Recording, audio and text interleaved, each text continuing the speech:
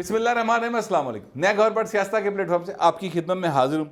खबर यह है कि मौजूदा चीफ जस्टिस उमर अता बंदयाल को तौहीन अदालत का सामना है। ये मामला क्या है, इसके ऊपर मैं आपके साथ बात करता हूँ।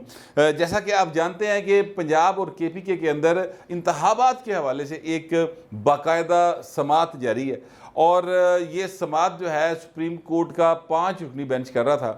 और आज हुआ ये कि जब समात शुरू हुई तो चीफ जस्टिस साहब ने ये कहा कि जी जस्टिस काजी अमीनुद्दीन खान साहब जो हैं वो कोई बात करना चाहते हैं। और फिर उन्होंने बात की, उन्होंने कहा कि जनाब कल जो जस्टिस काजी फ़ायज़ ईसा साहब का फ़ैसला आया उसके बाद मैं इस बेंच में नहीं बैठूंगा। और वो फ़ैसला क्या है? वो फ़ैसला ये है, वो फ़ैसला जो चीफ जस्टिस साहब है उनको ये कहता है कि वो कोई भी दरख्वास्त जो अंडर आर्टिकल 184(3) के तहत आई हो उसकी ना समात कर सकते हैं ना उसके लिए बेंच मुकर्रर कर सकते हैं। ये वो फैसला का मैं आपको क्रक्स बता रहा हूँ, ठीक है। और अंडर आर्टिकल 184(3) ही अज खुद नोटिस लिए जाते हैं। और जो यानी दरखास्त थलो आ रही हैं ऑलरेडी, यानी हाई कोर्ट से फैसला कोई आया उसके खिलाफ सुप्रीम कोर्ट में अपील हुई है, वो चलती रहेगी। लेकिन ये बराह रास्त जो सुप्रीम कोर्ट तक जा वजह थले का सारा प्रोसेस ख़त्म करके वो नहीं सुना जा सकता, क्योंकि उनके लिए रूल्स मौजूद नहीं हैं। और रूल्स मौजूद ना होने की वजह से चीज़ें जो हैं वो गड़बड़ हैं। और काजी साहब का यही फैसला है। अच्छा, अब इस फैसले के ऊपर आज फवाद चौधरी साहब ने कहा जी कि 2 बातें की। फवाद चौधरी साहब ने एक बात तो ये की कि उन्होंने कहा जी ये शरारत है, ये फैसला नहीं है, मुस्कुराते हुए ये बात की।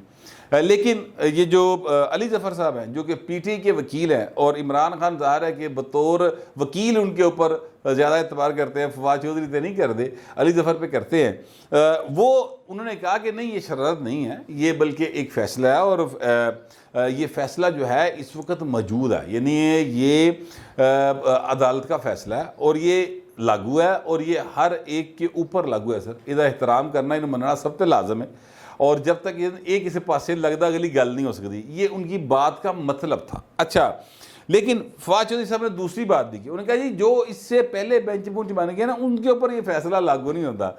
यार फैसला उनके ऊपर तो लागू नहीं हो सकता जो यानी जिनके फैसले हो चुके हों, ठीक है। उसके लिए तो अलग से कानून साजी करनी पड़ेगी ना। जैसे कि वो कौमी असम्बली में कानून साजी हुई है और आज सेनेट में वो बिल पास कर दिया और जिवें पास होया वो तुसीं देखिए ही है तो छाला मार मार के होया 60 और 19 का भाएं मुकाबला होया। 19 मुखालफत में वोट आए और 60 जो हैं वो हक में वोट आए हैं। अच्छा, मैं आपसे अर्ज़ करूँ कि ये बड़ा एक सवाल था कि चूँकि हुकूमत को एब्सोल्यूट मेजॉरिटी नहीं हासिल है ये सेनेट के अंदर और उत्थे भाएं ज़रा मामला जड़ा है वो अगर एब्सोल्यूट मेजॉरिटी हो तो ये जो इस वक्त चेयरमैन है सेनेट सादक संजरानी ये तो ना बैठा हो, फिर तो अपना यूसुफ रज़ा गिलानी बैठा हो। अच्छा, अब वहाँ पर अभी तक चूँकि सादक संजरानी बैठे हैं, लिहाजा ये बड़ी एक गुफ्तगू हो रही थी कल से और मेरे भी ज़हन सवाल सी कि लो जी अगर सैनट दे विचों बिल पास हो गया तो मतलब है कि वड्डा घर चाहता है। वड्डे घर से ज़ाहिर है सारे जानते हैं वो कौन है, असल हुक्मरान चाहते हैं कि जनाब ज़रा ये रूल्स बन जाएँ एक दफ़ा। अच्छा, रूल्स बन जाए तो पाने के फायदे बड़े जे, वड्डे घर में मुस्तकिल ही फायदा है जे, ये तुहानूं दस्सां। और आगे इसके बाद जो चीफ जस्टिस साहब आ रहे हैं काजी फ़ायज़ साहब, वो तो भाई ना मतलब है कि उन्होंने तो जेर ज़बर पेश तो भी नहीं हिलना होंदा, वो तो बिल्कुल इंज फीता नाप के ना सीधा फैसला करने वाले आदमी हैं। तो वो फैसला भावें जिदे भी हक जाता हो जिदे मर्जी खिलाफ जाता हो, वो तो इस बात को की परवाही नहीं करते। आप याद करें वो जो काजी कहते हो वो जनरल फैज साहब थे, ठीक है, उनके खिलाफ सर उन्होंने सुनाता सी और उदा फिर भुगतिया भी और भुगतिया है कि जनाब उन्होंने खिलाफ रेफरेंस आ गया और काजी फ़ायज़ साहब के खिलाफ बहल काजी फ़ायज़ साहब ने किसी को वकील नहीं किया। इफ्तिखार महमद चौधरी तरह एतजाज़ से नहीं लभ्या उन्होंने, हालांकि कई वकील थे ना कि आग कर लेंदे, नहीं लभ्या। उन्होंने कहा मैं आप ही लड़ागा केस और ख़ुद केस लड़ा। उनकी बेगम साहबा ब्रदर जजेस के सामने खड़े होकर अपने बयान रिकॉर्ड करवाती रहीं।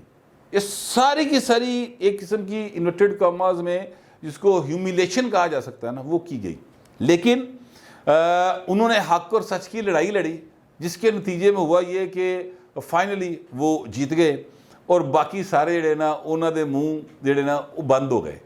लेकिन फिर एक रिव्यू जो है उस रेफरेंस के ख़िलाफ़ फाइल किया गया था आज हुआ यह है कि जो शहबाज शरीफ साहब है उन्होंने कहा जी कि असी वो रिव्यू पटिशन वापस ले रहे, रिव्यू पटिशन नहीं, वो रिव्यू उसको एक ख़ास उसका नाम है, उसके तहत मतलब है कि नज़र सानी वाले पासे जा रहे सन, उनके ऐसे नहीं जा रहे हूँ।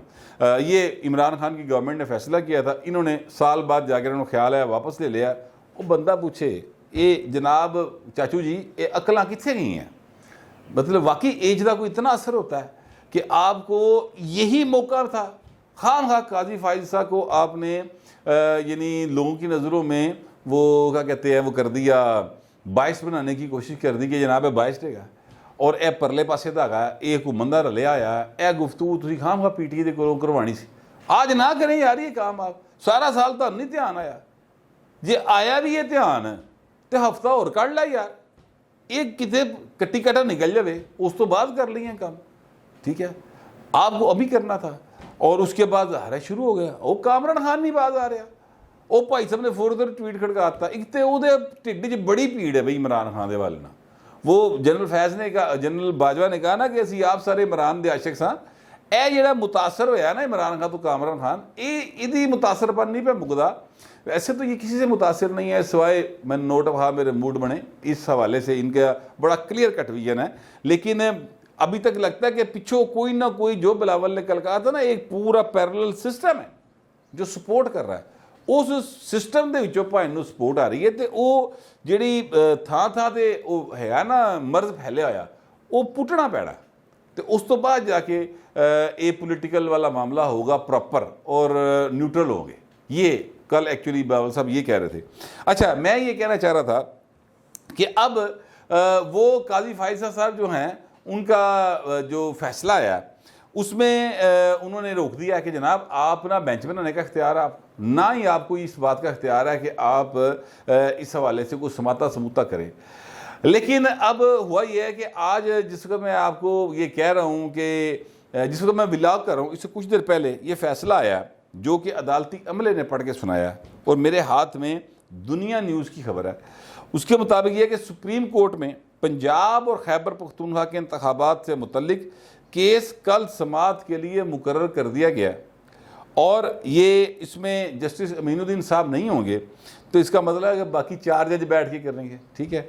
हालांकि ये नहीं कर सकते, असूल की बात यह है कि ये नहीं कर सकते इसलिए कि वो ऑर्डर इन फील्ड है जो कि काजी फाइज साहब का है मौजूद बाकायदा तौर पर फैसला, और उसको जब तक ख़त्म नहीं किया जाएगा या उस फैसले पर अमल करते हुए रूल्स नहीं बनाए जाएंगे तब तक आप बेंच कोई समाअत कर ही नहीं सकता 184 के तहत।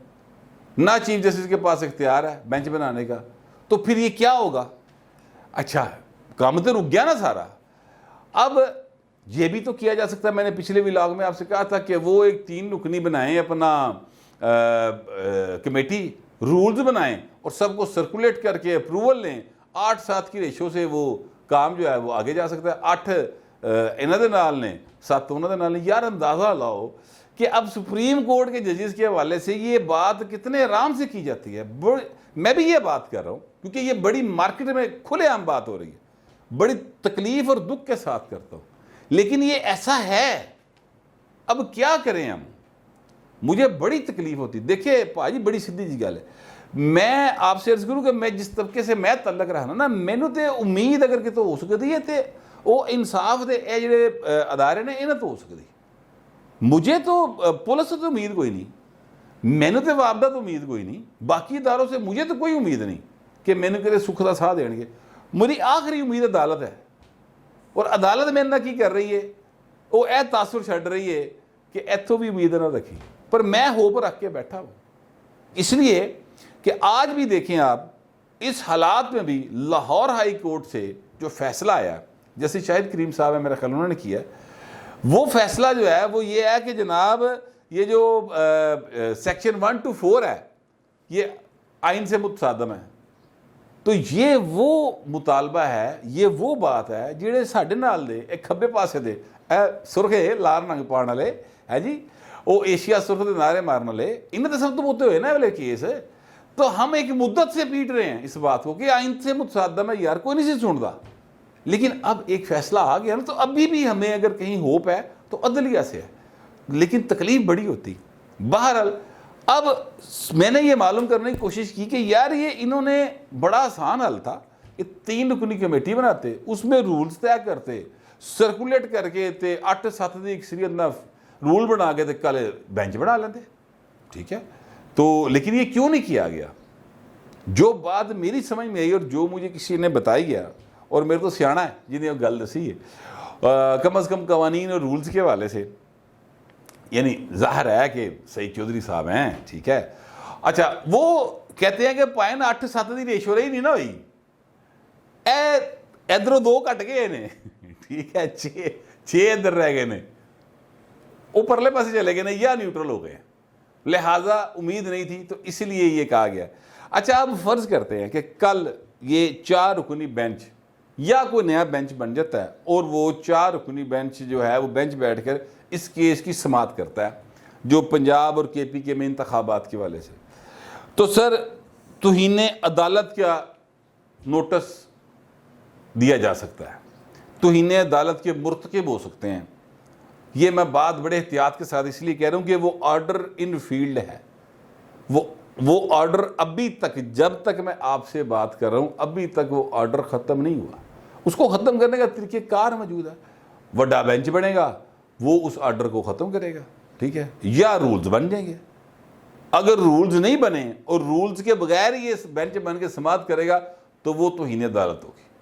अच्छा, अब मैं आपको इसकी एक माजी में मिसाल दे देता हूँ। सर 3 नवंबर 2007, आप याद कीजिए, इफ्तिखार मोहम्मद चौधरी साहब ने और उनके रुफ़का ने, मैं वो 7 रुकनी बेंच था, उन्होंने ये ऑर्डर किया था कि कोई बंदा भी, कोई भी जज जो है वो PCO के तहत हल्फ नहीं उठाएगा। उनके इस ऑर्डर को जिन जजों ने नहीं माना, शायद उनकी तादाद काफ़ी सारी थी, जिसमें बादशाह बनने वाले अब्दुल हमीद डोगर जो चीफ जस्टिस ऑफ पाकिस्तान रहे हैं वो भी शामिल थे, ठीक है। फिर सर उन्होंने खिलाफ तौहीन अदालत की कार्रवाई हुई और अब्दुल हमीद डोगर समेत सब ने माफ़ी मांग के जान छुड़ाई थी, माफ़ी मांग के, उनकी नौकरियां भी गई। ऑर्डर ये था कि जनाब इन्हां दे कोलों जिन्नियां तनख्वाहां जिन्नियां मराद इन्होंने हासिल कर लियां सारियां वापस जमा कराओ, इनके खिलाफ तौहीन अदालत की कार्रवाई होगी, सजावां होंगियां और इनकी नौकरियां ख़त्म।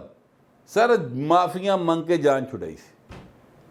और आप ये ज़हन में रखिए, जो मैंने पहले आपसे कहा कि काजी फायद ईसा साहब जो है ना, वो पाइन फीता रख के इस तरह फुटे के हिसाब नाल फैसले देता है। यानी मैं ये इस सेंस में कह रहा हूँ कि उन्होंने ज़ेर ज़बर पेश से भी आगे पीछे नहीं होना होता। जो चीज़ जिसके फ़ायदे में जा रही है जाए, जिसके नुकसान में जा रही जाए। वो कहते हैं ये इंसाफ है, ये मैंने करना है। और सबसे अहम बात यह है कि वो चीज़ों की बैकग्राउंड को भी जहन में रख के फैसला देते हैं। यानी सिर्फ ये नहीं कि जनाब 2 + 2 4 ही करना है, चीज़ों की बैकग्राउंड को भी जहन में रखते हैं और बिल्कुल उत्थों जाके बीमारी फट दे जी जड़ होंगी और उसको वहाँ से निकालते हैं। तो हजूर ऐ ना होए कि तौहीन अदालत नोटिस टकरे हो, एक नवा रौला पिया वे। मैं आपसे अर्ज़ करूं कि अब इस वक्त सूरत हाल जो है वो जस्टिस सजाद अली शाह वाली बनती जा रही। उस वक्त भी एक कोयटा बेंच था जिसने चीफ जस्टिस को काम करने तो रोकता सी, ठीक है। तो भाई ने इतने भी चीफ जस्टिस काम करने तो रुके पे जे।